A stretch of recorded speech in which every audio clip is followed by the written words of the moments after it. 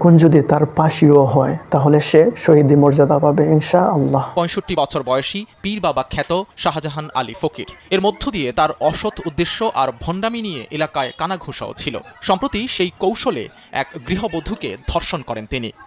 ধর্ষিত হলেও মান সম্মানের ভয়ে প্রথমে ঘটনাটি স্বামীকে বলেননি রাজুর স্ত্রী। পরে স্বামীর পীড়াপিড়িতে পুরো ঘটনা খুলে বলেন। সব শুনে ক্ষুব্ধ হন রাজু এবং কথিত পীর বাবাকে হত্যা করার পরিকল্পনা করেন। সেই পরিকল্পনা অনুযায়ী রাতের অন্ধকারে পীর বাবার ঘরে গিয়ে ধর্ষণের ঘটনার বিষয়ে জানতে চান। এ নিয়ে তর্কাতর্কির এক পর্যায়ে পীর বাবাকে জবাই করে হত্যা করেন রাজু।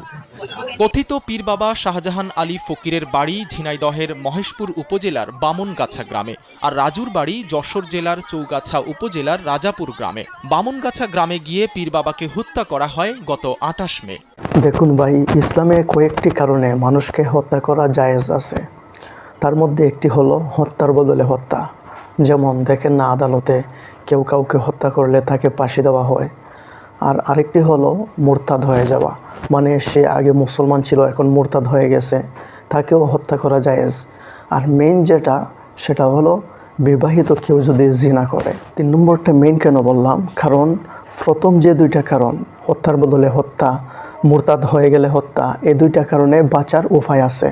বাট বিবাহিত কেউ যদি জিনা করে তার বাঁচার কোনো উপায় নেই। এই পৃথিবীর বুকে জমিনের উপরে বেঁচে থাকার মতো তার কোনো অধিকার নেই।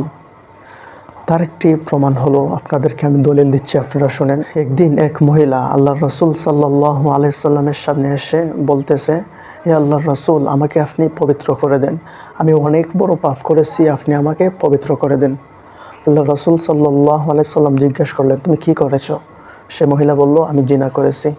রাসূল সাথে সাথে মুখ ফিরিয়ে নিলেন আর বললেন, যাও বাসায় যাও, গিয়ে তওবা করো, আল্লাহ মাফ করে দিবেন। তো মহিলা বলতেছে, না আল্লাহর রাসূল, আপনি আমাকে পবিত্র করে দেন। তখন সময় আল্লাহর রাসূল বললেন, তুমি কি গর্ভবতী হয়েছ? মহিলা বলল, হ্যাঁ, জিনা করায় আমি গর্ভবতী হয়ে গেছি। তখন আল্লাহর রাসূল বললেন, যাও তুমি বাসায় যাও, বাচ্চাটাকে গিয়ে তুমি সুন্দরভাবে মুক্ত করো, তারপরে আমার কাছে এসো। তো মহিলা বাসায় চলে গেল। চলে যাওয়ার পরে 14 মাস পরে আবার আসলো। আসার পরে আল্লাহর রাসূল সাল্লাল্লাহু আলাইহি সাল্লামকে বলল, আল্লাহর রাসূল, আমার তো বাচ্চা মুক্ত হয়েছে, এখন আমাকে পবিত্র করুন। আল্লাহর রাসূল বললেন, বাচ্চা কি দুধ খায়? সে বলল, হ্যাঁ। বললেন, যাও বাচ্চাকে গিয়ে দুধ খাওয়াও, সে যখন দুধ খানি ছাড়বে, অন্য কিছু খেতে পারবে, তখন এসো।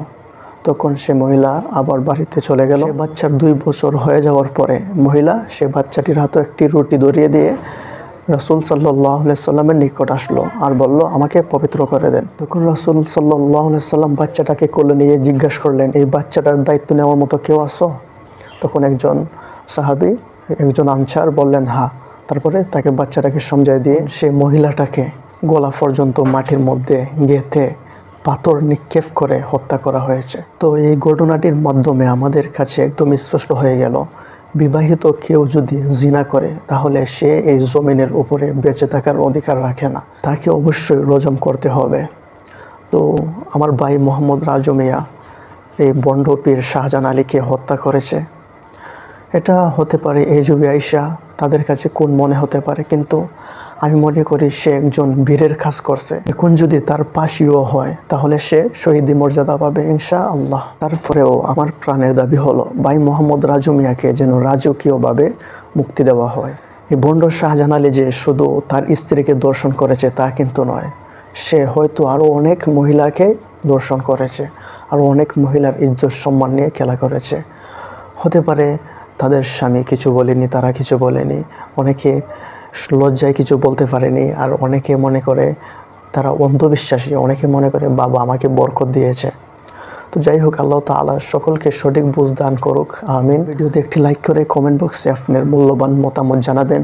রাজু মিয়া কি মুক্তি পাওয়ার যোগ্য নাকি যোগ্য না? আমি মনে করি মোহাম্মদ রাজু মিয়াকে রাজকীয়ভাবে মুক্তি দেওয়া উচিত। তার এই মুক্তি দেখে যাতে বন্ড বাবাদের ভিতরে ভয় জাগে, এই সমস্ত কাজ যেন তারা আর না করে, তাদের ভিতরে যেন এমন ভয়ের সৃষ্টি হয়।